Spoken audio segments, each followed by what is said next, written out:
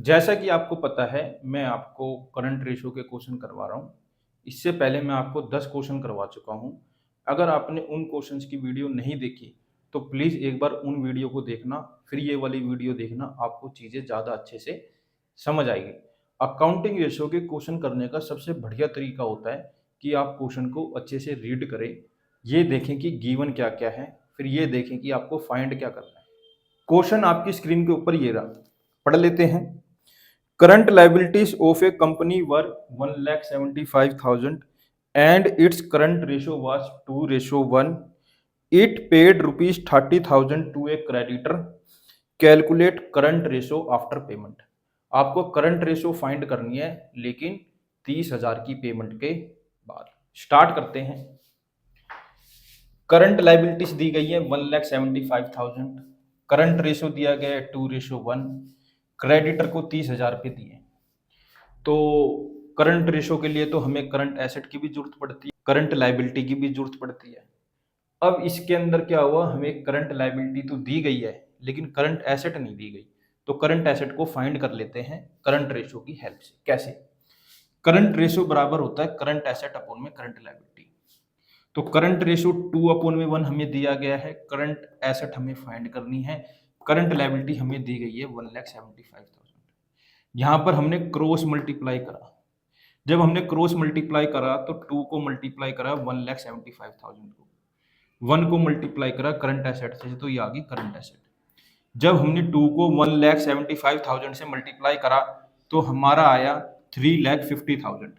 तो हमारी current assets आ गई 3,50,000। अब हमारे पास करंट एसेट भी है और हमारे पास करंट लाइबिलिटी भी है। तो अब हम इन दोनों को फॉर्मूले में पुट करते हैं। करंट एसेट क्या है?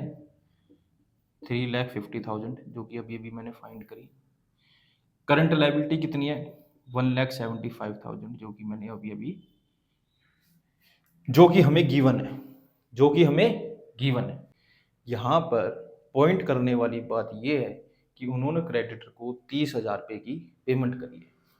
जब उन्होंने 30,000 रुपये की पेमेंट करी है, तो कैश कम होगा उनका 30,000 से, और कहीं ना कहीं उनके क्रेडिटर भी 30,000 से कम होंगे।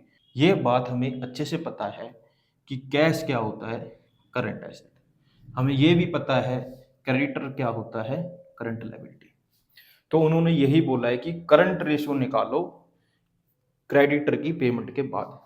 तो हम क्या करेंगे, 30,000 रुपये यहाँ से लेस कर देंगे और 30,000 रुपये यहाँ से लेस कर देंगे। जब हमने दोनों जगह से 30,000 रुपये लेस करे तो हमारे पास आया 3,20,000 अपॉन में 1,45,000। तो मैंने क्या करा, 3 जीरो से 3 जीरो को काट दिया, तो ये बचा 320 अपॉन में 145। अब मैंने क्या करा, इनको 5 के टेबल में काटा।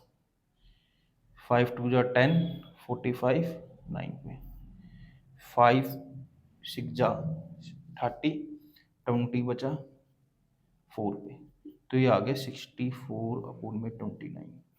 ये बात आपको अच्छे से पता है, हमें डिनोमिनेटर में कुछ भी करके 1 चाहिए। तो हम क्या करेंगे, इसको सीधा डिवाइड कर देंगे ऐसे, 64 29। तो करते हैं, ये आ गया 58। 58 किस पे आया भाई, 2 पे, ये बच गया 6। जीरो लगाया तो पॉइंट, फिर दोबारा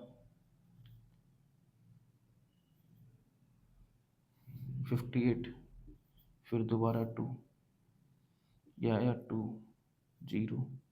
अब यहाँ लगेगा 0, हो गया 0। अब इसको किससे करें भाई, इसको करते हैं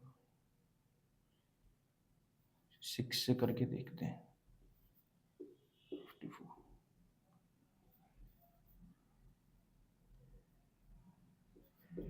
12 5 17, 7 से करके देखते हैं। नहीं भाई, 6 पे ही जाएगा, तो 6 पे जा रहा है ये 174। तो भाई ये आ जाएगा तो वैसे तो हमें 2 तक ही करना होता है, लेकिन हम कर लेते हैं 2.206/1। तो आप इसको सिंप्लीफाई भी कर सकते हैं 2.21/1। तो हमारी करंट रेशो क्या आई बेटा? 2.21/1। मुझे उम्मीद है आपको ये क्वेश्चन अच्छे से समझ आ गया होगा। फिर भी कोई डाउट है तो आप कमेंट करके अपना डाउट क्लियर कर सकते हैं। इसका आप स्क्रीनशॉट ले लो एक।